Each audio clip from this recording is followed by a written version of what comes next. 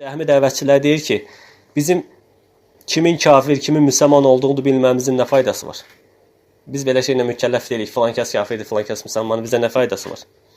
Bu bizə lazım deyil, bizim işimiz deyil. Niyəcə yəni nə faydası var? Din bütünü ilə bu iki isim üzərinə cərəyan edir.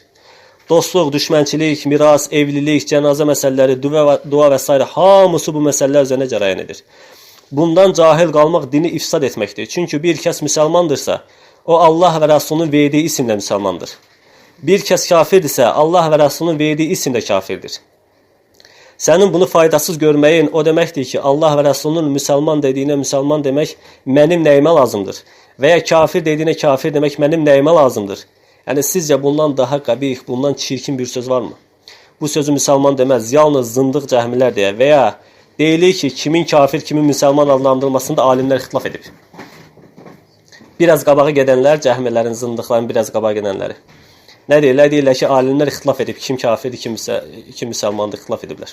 Yəni, insan nə zaman kafir sayılır, nə zaman mömin sayılır, bunda ixtilaf var. İxtilaf bu insanın ağlındadır.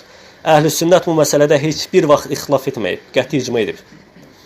Yəni, bu məsələdə ixtilaf var deyən, böyük şirk eləyən, Allahdan qeyrisinə ibadət eləyən birinin müsəlmandır, yoxsa kafirdir deyə alimlər ixtilaf edib deyən kəs, şeyx nə buyurur? Bu deyir ki, biz demirik bu yalan deyir. Deyirik ki, bu yalancı bir dəccaldır.